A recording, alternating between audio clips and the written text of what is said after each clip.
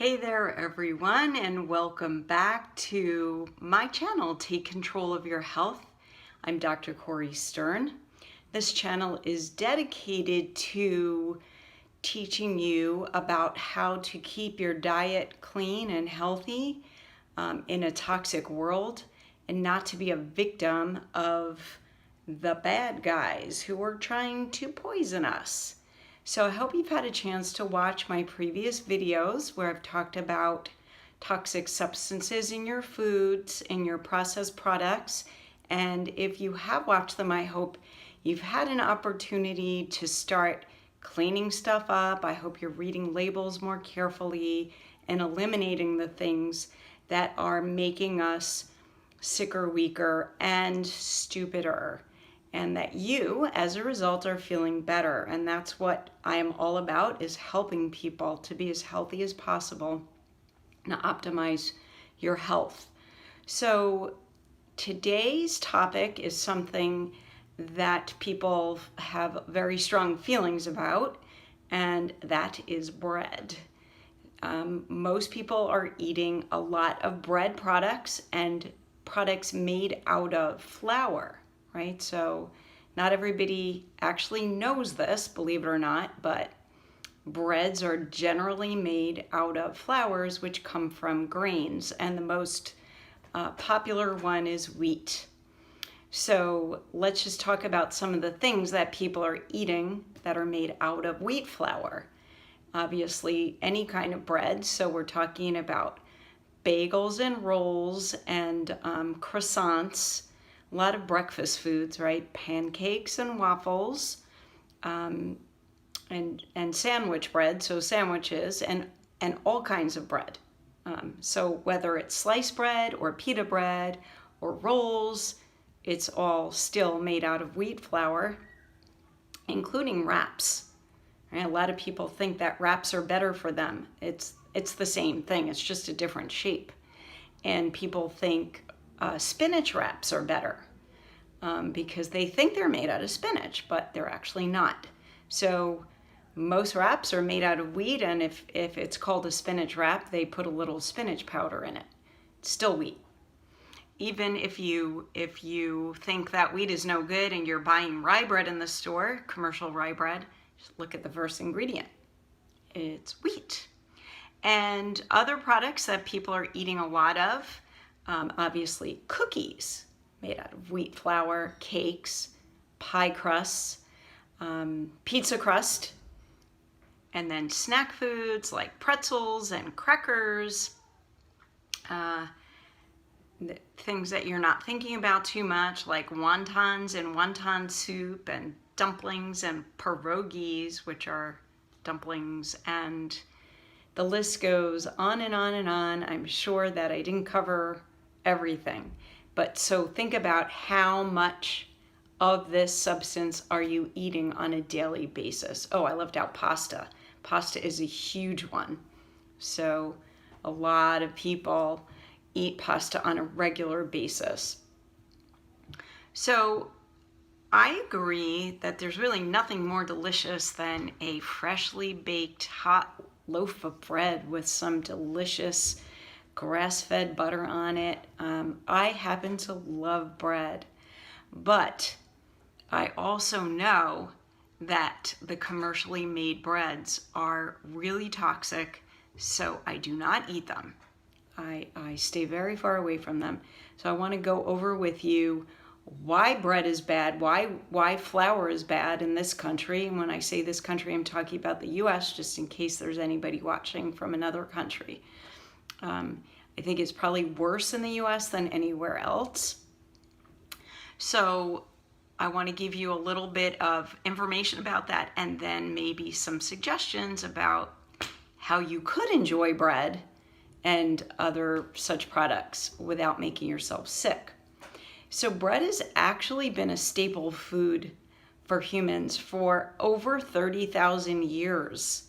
So, that tells us that there is something good and nutritious about bread, or at least there was. It really was actually a staple of early man. And and it was made with wild wheat, right? So before there was domesticated farming. And then even once there was domesticated farming, you would take your wheat, which is a plant, right? It grows on the ground. It falls under our definition of food, which are things that grow on the ground, grow on a tree, or have a mother. So this is a food that grows on the ground. It's a plant. And then early people, before there were machines to do it, would grind the wheat plant into a flour with something similar to a mortar and pestle, and then make it into bread. And that's all fine. And if you can do that, it's okay for you to eat it. But I need to fast forward to post-World War II in the United States, where the wheat seed was altered. The wheat seed was altered. And the purpose for doing that was to increase the crop yield and also make the crops more resistant to things like insects and other blights that occur with these types of crops. So the alteration of the wheat seed actually caused a problem that was unanticipated, and that has to do with gluten. So many of you know that gluten can cause problems. A lot of people are gluten-free, and there are people that don't understand why gluten is bad. They just think it is or know it is, so they don't eat it. But the truth is that it's not gluten that's bad. It's the altered wheat seed and the gluten that is produced by the altered wheat seed that's not good. Okay, so early wheat, what we call oh boy, Dr. Corey, I need some brain supplements. Heritage wheat, sorry about that. What we call heritage wheat, the gluten is not toxic. So gluten is a part of the bread that makes the bread, elastic, right? It makes the dough elastic. And what happened with the hybridized wheat is that the gluten, it changed. The gluten itself changed and became damaging. It interacts with a substance in your digestive tract. The substance is called zonulin. And that zonulin is something normal. The zonulin is something that helps to make sure that your digestive tract, the lining, stays intact. Something called tight junctions in the lining of your digestive tract. So tight junctions prevent permeability. If you have too much permeability, substances that are not supposed to be able to get through your digestive tract do so, and they go into your bloodstream, and they cause all kinds of problems like allergies and inflammation and autoimmune diseases. Okay, so that's what the problem is with gluten. It causes the zonulin to misbehave, which loosens up the tight junctions and allows substances to enter the bloodstream that shouldn't be entering, right? So that's one of the main reasons why modern wheat is bad for you. But there's more things that are happening with farming today, right? So crops, unless they're organic, are sprayed with pesticides, with fungicides, with weedicides. You've probably heard of glyphosate. I've mentioned it in some other videos. Brand name is Roundup, and glyphosate is a weed killer, and it also makes the crops less resistant to being eaten by insects. And glyphosate causes cancer, and it also damages your intestinal tract. Okay, so, and it's in any crop that's GMO. but it's widely used on crops in the United States. It is actually banned in some countries. So you have bad gluten, you have your crops being sprayed with toxic substances, and then to add to that, when you mill the flour, when you're not using a grinder, a hand grinder, when you're milling it with machinery, you're basically stripping it of most of the nutrients that are in it. In addition, the hybridized wheat seeds actually contain less nutrients to begin with. Okay, so one of the richest sources of various B vitamins used to be wheat. Believe it or not, it was a really good source of vitamin B2, which is riboflavin, folic acid, niacin, thiamine. A lot of people are deficient in these vitamins. Riboflavin deficiency can cause all kinds of symptoms, especially problems with your eye. Name an eye problem, a riboflavin deficiency could be contributing to it. Dermatitis, migraines, weakness, cracks in the corner of your mouth, swollen tongue, reproductive problems, mood issues, depression, can all be attributed to a possible riboflavin deficiency. And then think about folic acid. We know that pregnant women need to take folic acid, right? And this is the reason for this is folic acid is essential in making sure that the spinal cord develops properly. Now, why are people deficient in folic acid? I mean, part of the reason is they're eating crappy wheat. Now, yes, those nutrients are put back into the wheat flour. It's called enriched wheat, but they're synthetic. Okay, synthetic vitamins do not have the same physiologic effect on the body as what's contained naturally in foods. Okay, so that's for another video. I have a whole talk on why whole food vitamins and minerals are better for you than synthetic. Now, the next thing that's bad about wheat is that some other toxic substances are added to the flour. So to bleach the flour, to lighten it, there's chlorine dioxide, chlorine gas is added, and then something called potassium bromide. And that's added to both improve the elasticity as well as bleaching the wheat further. Now, that substance is actually banned in many countries. Okay, so it is definitely carcinogenic. It causes damage to the thyroid.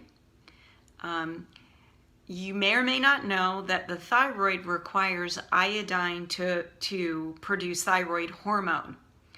And potassium bromide actually causes a problem with the iodine in your body.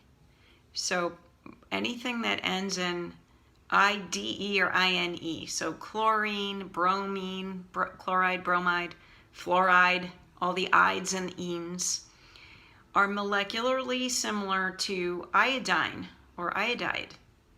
And if you're iodine deficient, and many people are iodine deficient, when you're eating potassium bromide or chlorine gas, your thyroid might mistake those molecules for iodine and just suck it right up. And it's causing a big problem with the thyroid. So we see an epidemic right now of thyroid nodules. These nodules are something that are fairly new. So many people have them. A lot of medical doctors don't really know what's causing them. They monitor them. They do ultrasounds, sonograms. They do biopsies of them. Sometimes they become malignant. Usually they don't. But it appears to be there appears to be an association with eating a lot of potassium bromide and these thyroid nodules. Potassium bromide was started being added to flour in the 1980s. So that's when we've seen this increase in thyroid issues. So what can you do about it? What can you do about it if you want to eat bread?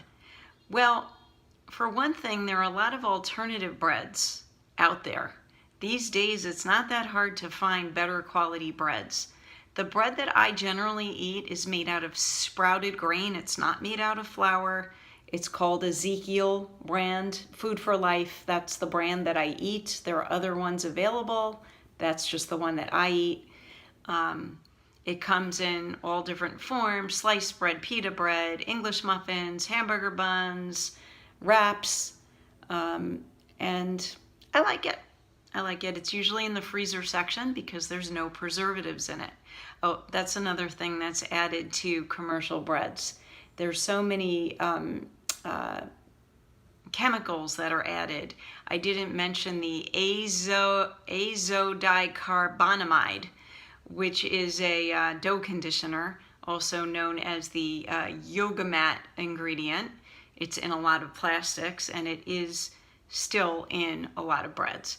So these brands that I eat, like the Food for Life Ezekiel brand sprouted grains, it doesn't have anything in it. That's why it needs to be kept in the freezer. There's no preservatives. There's nothing suspect in it. You can also find what I mentioned earlier, heritage grains. So heritage grains are come from seeds that have not been altered, and there's a lot of companies that sell bread and seeds that are heritage, and I can put some links on this video, but you can find it very easily. You just go in your browser and type in heritage grain breads, and you'll see all these companies that you can get them from. You can also bake your own, and that would be ideal, of course, if you're willing to do that.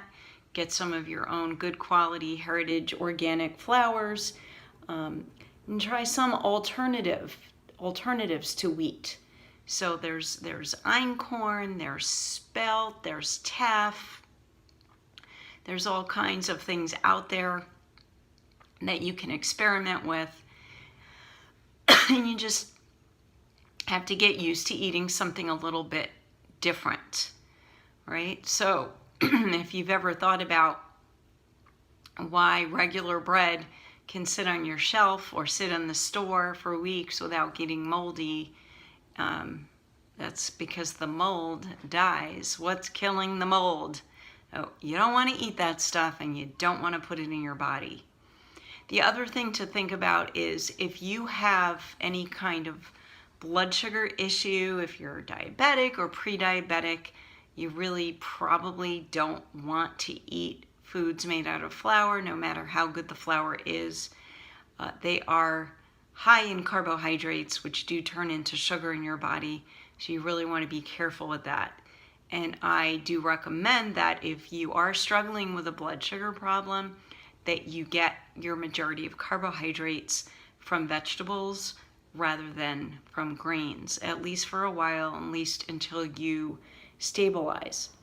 So I hope this information was helpful, and I really appreciate all of your feedback. I read every single comment. If you leave a comment on the video, I read it. I try to respond to you. If you direct message me on Twitter, I also respond.